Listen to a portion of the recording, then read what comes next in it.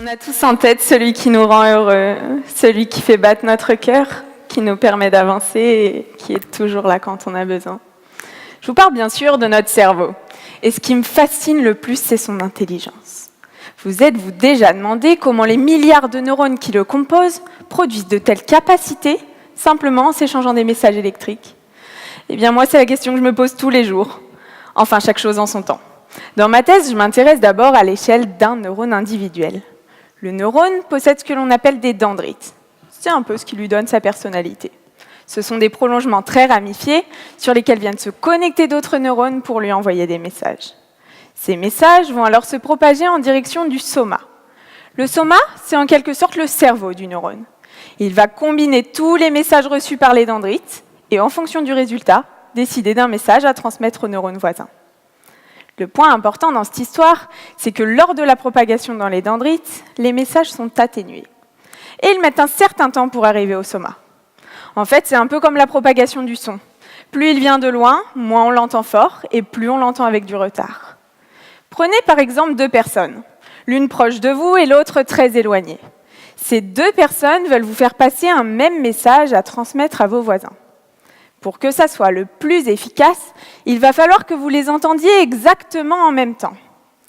Et cela ne signifie pas que les deux personnes parlent en même temps. Vous l'aurez compris, il faudra donc que la personne la plus éloignée parle plus fort et surtout avant l'autre.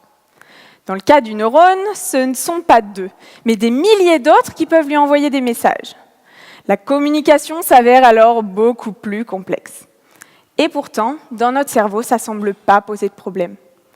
L'objectif de ma thèse est en fait d'essayer de comprendre comment la morphologie des dendrites pourrait permettre aux neurones de récupérer les messages au bon endroit et au bon moment pour qu'ils soient synchronisés. Bien sûr, étant doctorante en informatique, je ne manipule pas de neurones réels. À la place, j'ai créé un modèle. C'est une représentation simplifiée du neurone.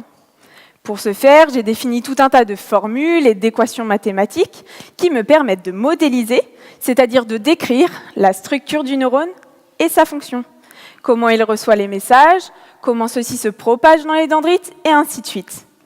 Ce modèle de neurone va me servir de brique de base pour représenter un mini-cerveau virtuel.